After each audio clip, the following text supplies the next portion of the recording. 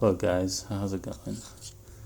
Previously I left off in HydraBlend Technologies developing the core project architecture development design. So I created a packet tracer just talking about the my home office network and infrastructure design. Um, and then right now I've been working on previously I was talking about the census data analytics research. Okay, great. Yeah, so these are the two things I've accomplished so far, which in the endpoint API research. So the whole idea is that HydraBlend technology is going to be using big data from third-party endpoints, one of them being census. So I decided to do some research about census, and I just created these two tasks and knocked it out. So basically what I want to do is create a generic template to model census data, and I came up with a really good template for census, and it's very easy to follow and is much less complicated than what they have by their API developers in census. I believe the statisticians and the survey researchers and stuff like that, the tutorials that they built for census is much more complicated for developers than it should be. But I was able to decrypt their entire their census data and hack through all their API. I'm able to really build a solid template for their API model. So just to prove it to you, let me showcase what I've done there. Basically, what I was doing here was previously I was modeling the templates for different API data. So API data, I'm basically, when I'm using a third-party service, I don't want to I want to develop an architecture for how I can call this service, right? And one of the things being with Angular microservices architecture is that Angular can integrate with many different API systems, right? And you can also directly point your client application into a third-party API. But I think that is not the approach that I want to go, because it lacks security, it lacks architecture, it lacks control. Especially when third-party API changes, you have to manage it somehow that is dynamic and dynamic in a way so that you can flexibly model your API request and minimize efforts. And this is the reason why I'm doing this particular thing. So what I created was a JSON file to mimic a template that represents third-party API systems. And I created this kind of template. I think I previously mentioned it. Basically, I have a domain, the API domain, a brief description, the base URI for the API, and a documentation link. Okay, so the documentation link is going to lead into the documentation for the original API. And then it's going to contain all the extension fields, all the field filters, and all the field parameters. Basically, what I created this scheme, this string scheme, where I have an encased within a closing tags. I have a variable, and that variable is going to populate inside this closing tag. So when I build a string value, if I were to append a question mark variable parameter equals a certain value, for example name, this value, what I'm going to do is create a string buffer or something to manipulate the string value in order to replace these URL links and dynamically generate the URL for the API calls, because there's so many layers to third-party API systems, and I'm basically modeling their API. So now census is a huge data, right? And for this particular API, I was able to model it just like this, and it works pretty well. The model works pretty nicely. It looks pretty good. But the census API is a huge database, and I thought this was going to be very damn complicated, but it turned out to be a lot simpler than I previously have expected. So the one way I can really prove that this API works really well. Let me show you how I modeled it. Going into census. So this is the base census data API, and basically you'll see there's an ID, a catalog, and all this kind of stuff, and a huge data set of census data. This is all the data collected in census since 1999, I believe, from their base data. Now basically in here you see there's pretty much a pattern, right? Basically from here, the census navigation creates a, like, they allow us to navigate the API URI by the dates collected, the date which the data was collected, which is known as vintage. So in here they call it C vintage, and this is the year that this data survey was published. It also contains a bunch of other useful information, like a description of the survey that was collected, etc., etc. And then they have some parameters for the data sets for the actual survey extension. So there may be multiple survey extension. For example, the description for this survey is calling No Employer Statistics. It's an annual series that provides subnational economic data for business that have no paid employees that are subject to federal income tax. Okay, so that they had, for this particular survey, they have they call it the No EMP data set. So in order to navigate through this particular data set, I modeled my fields from the base data, and I call the fields vintage and data set. Okay, and I label it with the question mark as in a nullable value, meaning that you don't necessarily have to place the value in the data set. It can also show up as null, like an empty string value. That's what the question mark is for, and that's the way I will build my string manipulation algorithm to basically manipulate the string to generate the dynamic API URLs. Okay, so basically, like, let me to navigate through census. Let's say I do 2019. And I get the data set for every single survey collected in 2019. All right, so this is a huge data set, and inside the data set, maybe I have you see the vintage is equal 2019, and you see all the survey collected in 2019, right? Now, if I want to filter further to a particular survey, right, you have now the filter goes by the kind of data that is collected. They call it PDB, and PDB contains two different data sets, right? Two extensions. They call it PDB by block group, PDB by tract. There's many different kind of data set filters inside, but it's basically an array. The structure is an array. But so how am I going to model this? Basically I call it a data set. So by vintage, I'm going to navigate into data set. Okay, and the data set can have multiple values, but it's an array. So basically, on my endpoint modeling, I parse the value as just census data. Once I have this data set, the data set is a list, right? I can take that list from the API, and then I can append it to a second API call, and I can call it this entire data set field is now going to be populated by the entire dataset block group, the entire dataset list. So for this one, it's going to be PDB dash, block group. Okay, now I have the exact survey data, and the dataset is now filtered by one exact value, and we have that exact survey that we're looking for. So now we proving that my API model works really well for navigating through census data. I have now potential queryables inside that census data. For example, I can get particular columns. I can filter the data by particular columns. I can select inside for a particular state, county, and region. U.S. territory is actually the only data collected in the national census, but maybe modeling for outer multinational, I might try to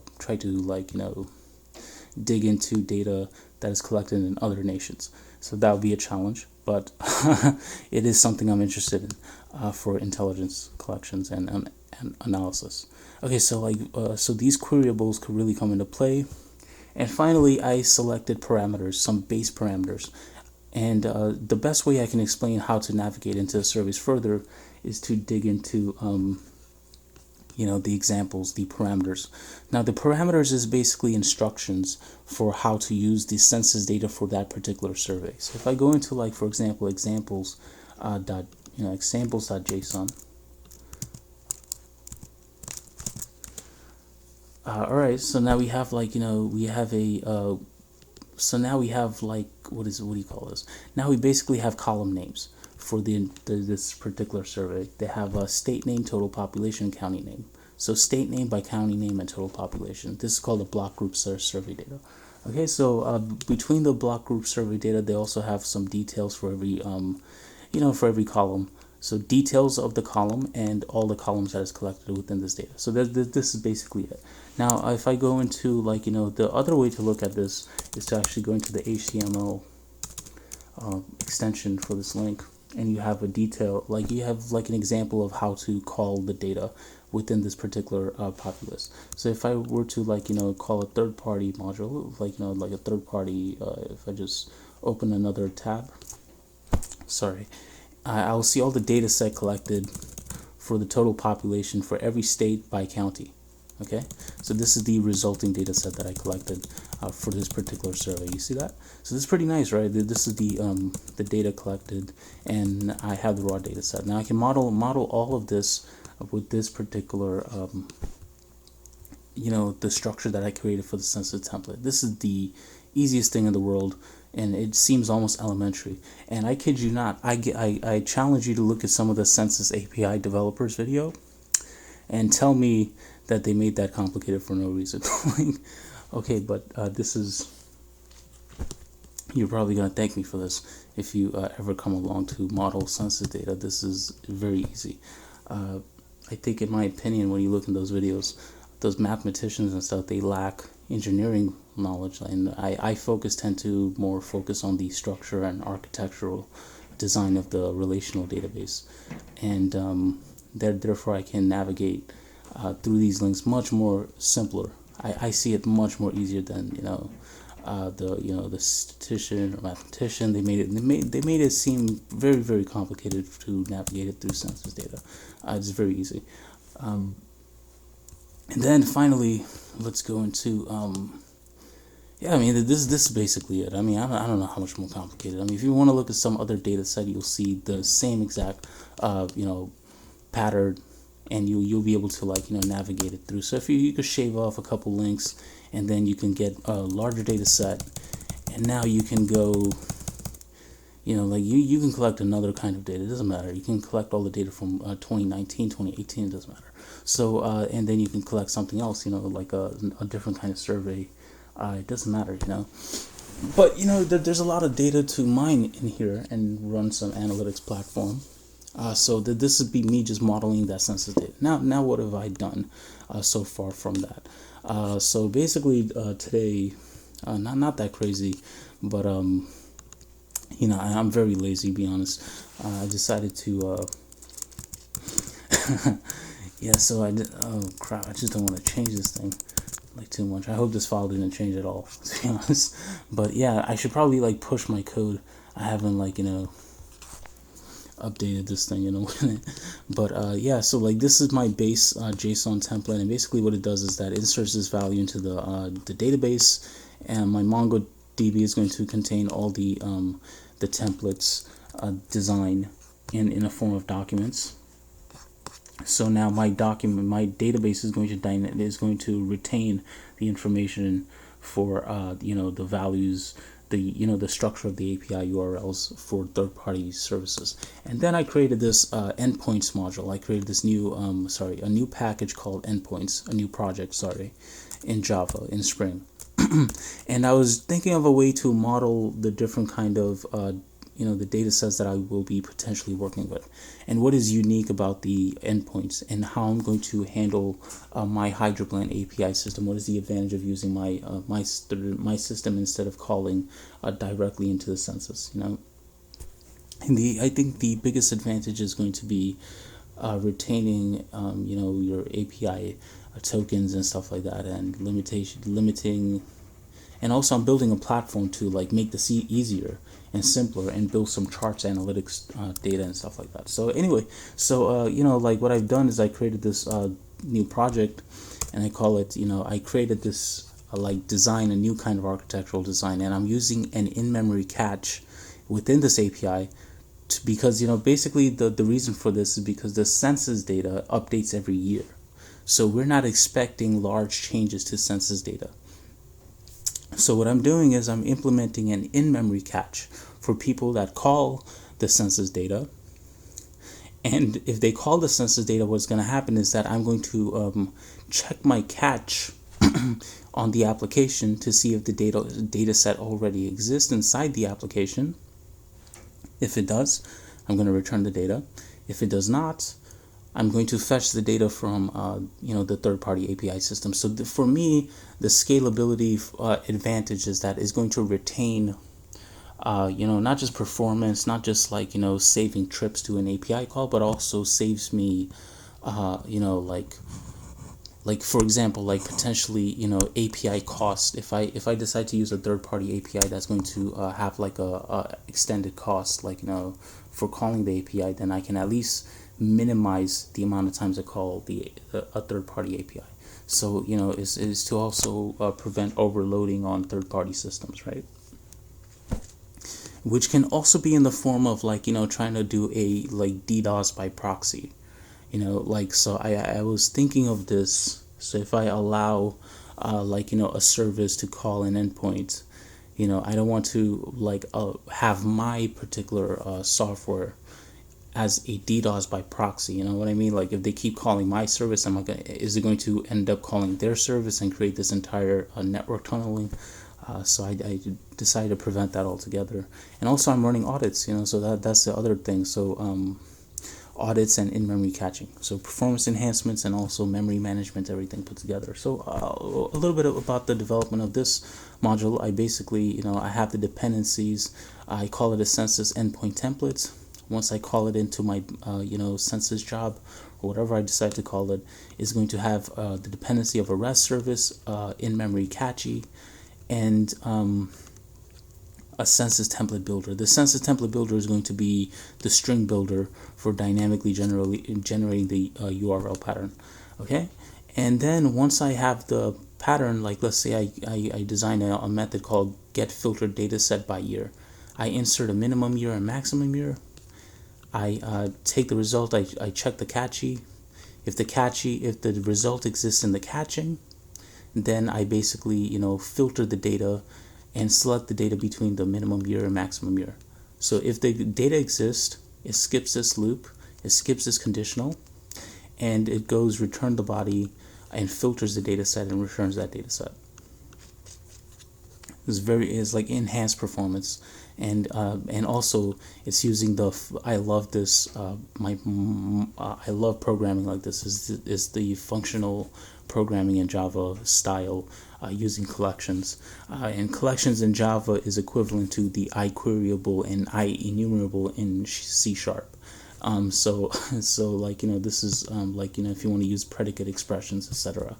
This is a nice way to do it. So I developed it like that, one-liner filter. So I don't like to run looping logic and all this kind of garbage code that entry-level developers like to write.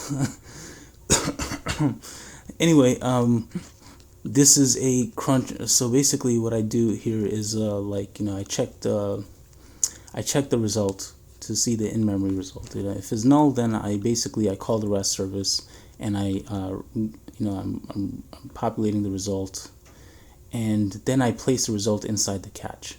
Now the beautiful thing about this cache, the design of this cache, I actually looked into someone's caching mechanism, and this is a pretty good cache. They call it Crunchify in-memory cache. So basically, this is using an LRU map. So this is an entire algorithm for list nodes and stuff like that. If you really look into the fundamentals of computational science and engineering, and maybe you want to detail it. But the advantage of LRU map over hash map, for example, is that you can create a limitation size. So the algorithm works with maximum in-memory values. So maybe hash map can grow large, but at least LRU map is designed to limit the memory. So for example, if you load this into a server with a RAM, with a limited RAM, especially test server or whatever, scalability would be like converting this into hash map and increasing the size of the hash map, maybe to 1 million, who knows. So like this is a dependency management thing. So for testing and the initial phase of the application, I decided to go with whatever they had. So this is a LRU map. If you read through this, you'll understand a little bit about the algorithm, but also you have to have the knowledge of the algorithms too. Data structures, whatever. But anyway, this is beautiful because this thing uses a timer that runs a thread, and the thread will sleep by a configuration value that you can create. And I'm basically going to set a property into my files, and within this configuration, what it says that is going to give the catch a time to live. And the time to live, I set it to be 1 day, so or 1 hour, 1 hour or 1 day, 1 hour, I think, I don't know. So if a user is actively using the data set or a specified data set, they're going to be able to at least work efficiently through it, because it's going to be stored inside the cache for a period of time within 60 minutes, right? So once it's within that time frame, what's going to happen, there's going to be a job running in a thread, and the thread is going to sleep every hour and run to check to see if there's a cleanup job that is required. And the cleanup job is going to basically check the time to live inside a cruncher, inside the catching object, and is going to take the time now, is going to check the time value, is going to run a comparison. So right here is going to run a comparison, time to live and last accessed, and it's going to delete the key. The key is inside the it's inside the map, which is like calling it a catching map. So if you look inside the catching map, this object, you'll see that it's basically an object that contains a last access. So basically, every time you implement or insert a catch or check a catching value, you're going to see a last access property, which is going to be the time that it was last accessed. So by checking the catching object to see the time it was previously accessed, is going to update it, every single catch inside the list based upon the time it was accessed. So this is a very well developed catching mechanism. This is a really nice way to do it. I was thinking of developing my own catch and using a hash map and whatever, but I also wanted to compare to see how someone has thought this through. So I think this is a very nice way, a very well developed piece of code here. So okay, anyway, so yeah, you will insert a generic object. The generic object can be anything that you would like to insert into this catching object, and you place the property the last time it was accessed. Now this will create like a generic ability for your application to put into your LRU map, to place the values with the key. And whatever object you want is going to, the generic object is going to be placed within the catching object, and the catching object is going to be like an extended property, the super property, the super class of whatever you're inserting. So yeah, it's like a boxing unboxing concept in Java, if you want to look into it. Basically, you're placing a data inside an object, and you're maintaining the reference of that object.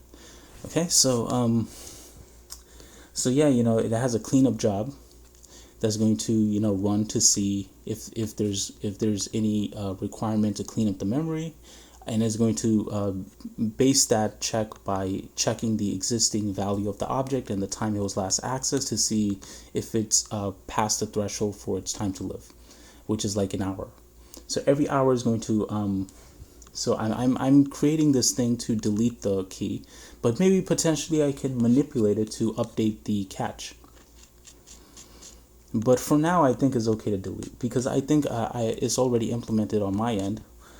Because if you look into my algorithm, what I do is that I call the REST service to place the catch back in if the result is null in the existing catch. So it really works out. The functionality works out that way. So I think it's good here. I know it's So yeah, like I decided to do this, and I developed this endpoint API system in this particular architecture style, and I think I'm gonna the only thing is I haven't tested it. So I might, like the thing was that I really wanted to take a look into the census data. I didn't know how much time it was going to take to develop that. So, but now I'm much more confident about it. It's not even a challenge. So once I have that kind of data, I will be able to crunch it. I want the user to flexibly manipulate that data and see, like in focus, year by year or a series of year, a segmented year, or like and then take that data, select the surveys that they want to work with, isolate the columns even, and even generate some charts to find correlations within those data. And if you can build those kind of correlations, it's like you can extract it into a project maybe, or extract it into like a safe template that and maybe that data would have some sort of meaning, like or I don't know where to go from there, but this is just an idea, but I'm just really like testing it out. Cool. So that's the kind of development work I've done so far, and it's just I haven't really tested it though. But I'm gonna work more into it, and I think I might jump back into the reconnaissance module and work a little bit more on the front end, the upload process and reconnaissance, and the upload FTPS task in reconnaissance. I will work on developing that third-party service to pick up files and dump it into Oracle DB, and I'm going to develop that in .NET. And once I have that, I should test the Oracle DB instance in my Spring application to pick that data back up and represent it to the user, and then I'll create some sort of charts for that data, some workflow tasks, updates to that workflow task and stuff like that. It's going to be a lot of work, but I'm still working on it. So yeah, keep updated. Or yeah, thank you for taking a look into this video. Appreciate your time.